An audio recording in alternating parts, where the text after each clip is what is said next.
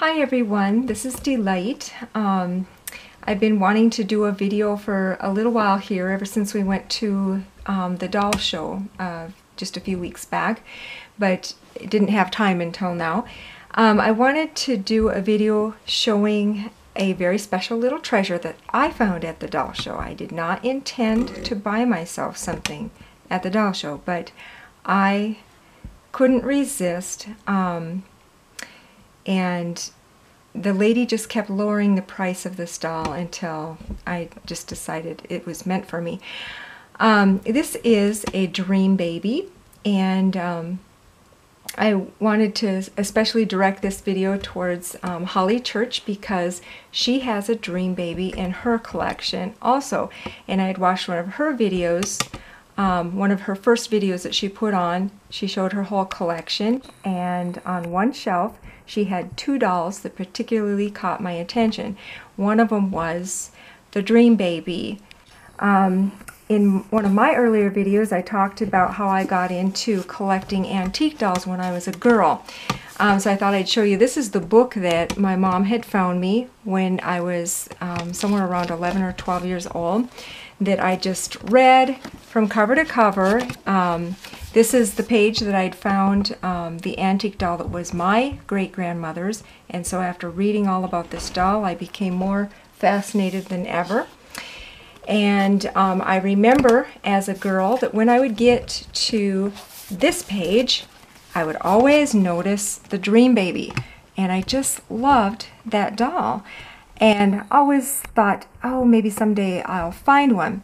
Well, my mom and I did collect a number of antique dolls in my teen years and my early 20s, but I just never quite found the right deal on a dream baby, so I hadn't gotten one.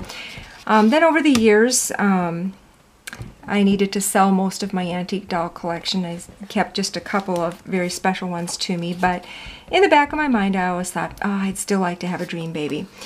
Well, when we went to this doll show, here I found a dream baby, and it was very reasonably priced to start with. And so I kept thinking, well, I'm going to look around the whole show and maybe I'll think about getting this doll. But as I went back to the table, every time I'd go back, this lady would offer to come down and down on the price. And finally, she offered it to me for $50, which was just, I just couldn't pass that up. Back in the day when I used to collect antique dolls, I would have expected to pay more, like about $250 for this doll. So finding it for $50 was just, I just needed to buy this doll. And she's in really quite good condition. Her head is perfect, her eyes still work. She's got the open close eyes like Holly's. Her hands also are the composition, still in pretty good shape. She has, these are not her original clothes, but they are vintage, and so they're nice. She does have an original body. I'm not sure if these little undies are original or not. The socks I know are not. But it is the original body, and the way I can tell is it still has the original sound box in it, which I know Holly's has that too. She talked about it, which would have been a box similar to this. This is a big one, and it makes kind of a low cry. These type are used in teddy bears and whatever. Hers would have been a higher pitch, more like a ma. But it no longer works. I think it's rare to find ones that still work when they're that old. Yeah, and so she was made in Germany by the Armin Marseille company in the 20s, the early 20s. And one interesting thing about these baby dolls is this one, along with the Bilo baby that was made by another company, both came out very close in time to each other. I'm not really sure which one came out first. It was very close. But they were the first porcelain dolls that were made to resemble a newborn baby. Up until this time, little girls had porcelain dolls that were ladies and girls, and they would have to wrap their lady or girl dolls in a shawl and pretend they were a baby. So when these two babies came out, they were very, very popular. And they sold, both the Bilo babies and the Dream babies sold for many, many years.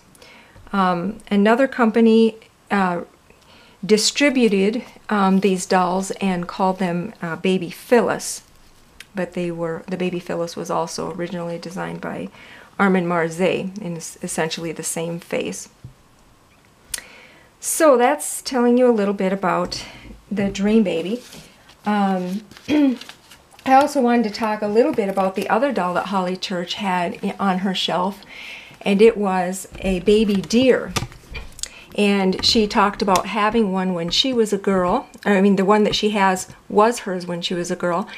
And I had one when I was a girl too, and I wish I still had mine.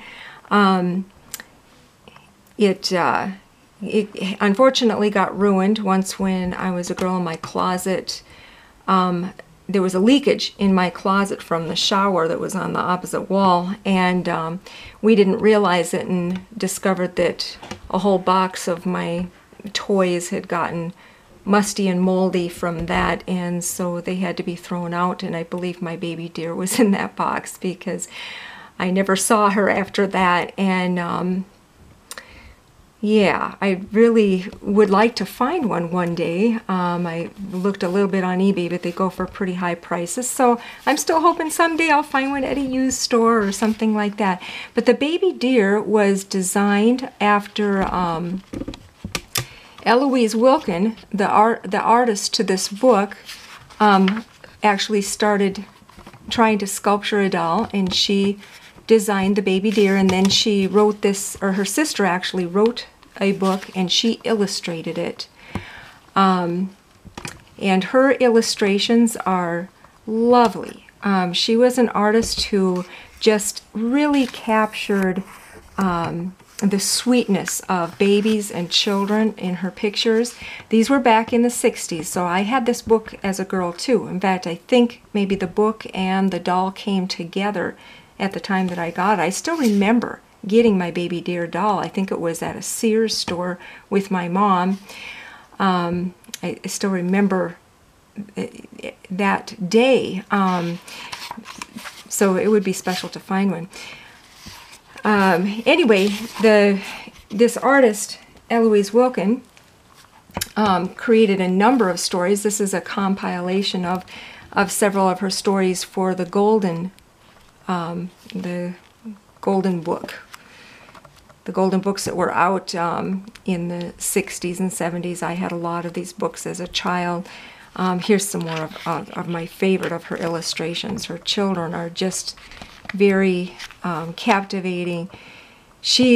In her paintings, she liked to capture the simplicity of home and mothers and fathers and children being together, having tea and exploring nature.